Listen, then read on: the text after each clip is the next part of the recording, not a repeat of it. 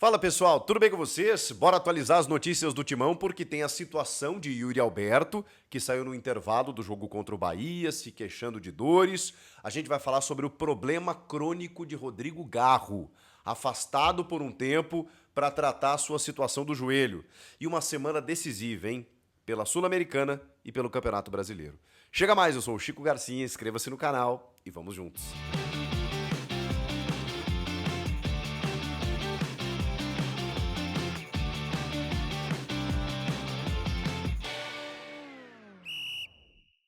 Bom, pessoal, primeiro eu preciso vender meu peixe aqui, porque eu gravei nesta segunda-feira um podcast ao lado do meu amigo Denilson Show com Ranielli, volante do Corinthians, titular e campeão paulista, que nos deu uma entrevista muito bacana. Eu sugiro vocês que gostam, né, do meu trabalho do Denilson e também do Ranielli, a acompanhar a entrevista lá no canal no YouTube do Denilson, onde a gente coloca lá os episódios do podcast. Cara, que papo legal. Que cara, gente boa esse Ranielli.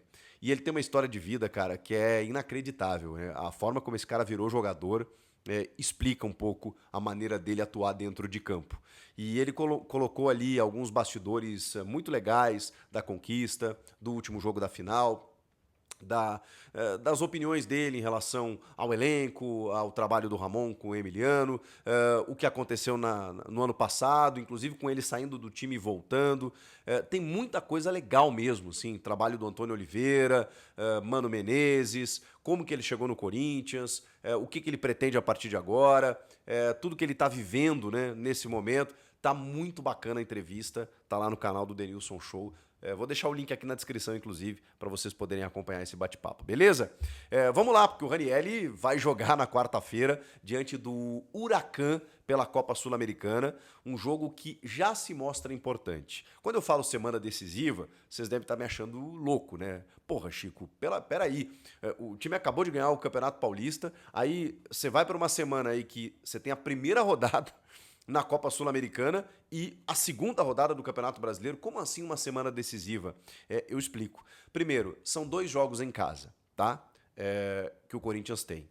Quarta-feira contra o Huracan, Sul-Americana, 7 da noite. E no sábado, diante do Vasco da Gama, pela segunda rodada do Brasileirão.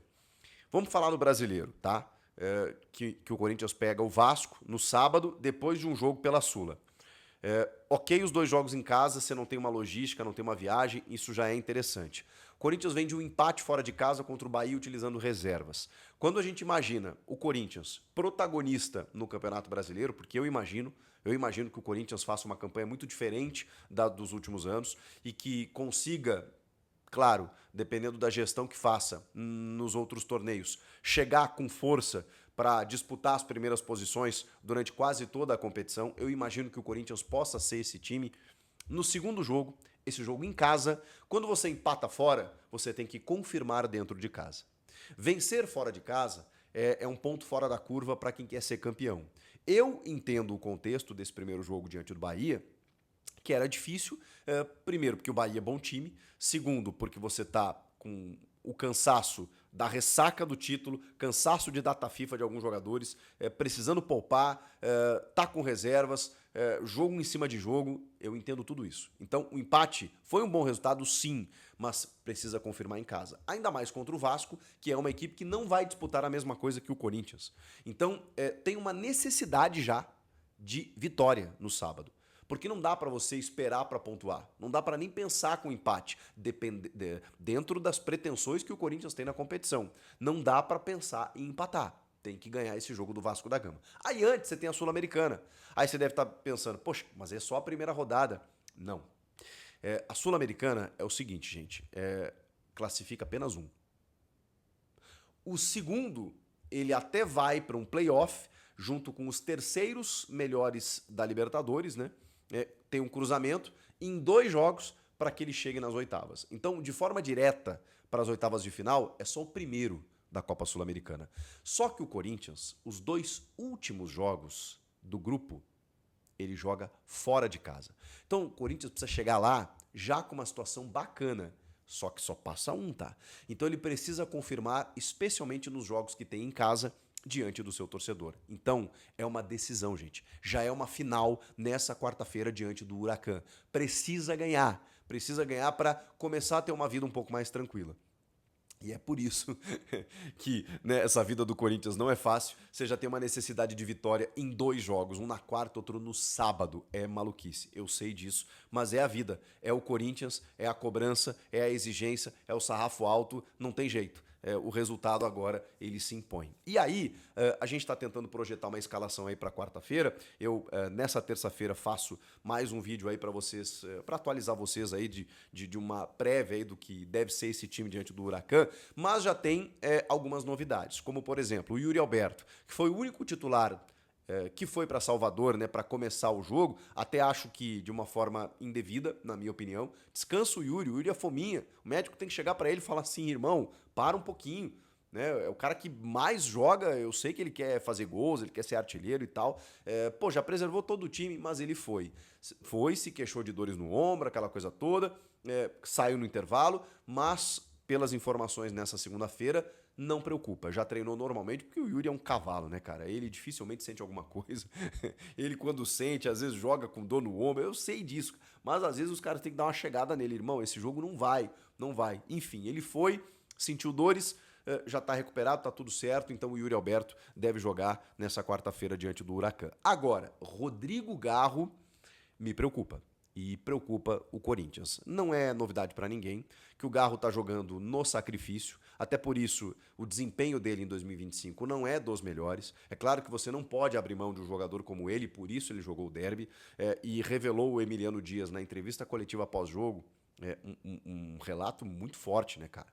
De que o Garro ele sai mais cedo do treinamento na véspera, com dores no joelho, não consegue caminhar, segundo o Emiliano, ele não conseguia caminhar.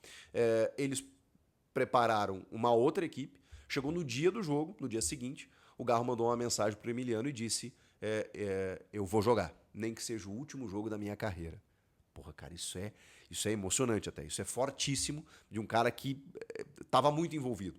Era uma final contra o maior rival, um jogo importante para o clube, e o cara fala isso pro técnico, o técnico disse o seguinte, cara, como é que eu não vou botar esse cara no jogo? O cara que me diz isso, eu jogo nem que seja o último jogo da minha carreira. Pá! Pô, isso pega, hein? Tá maluco.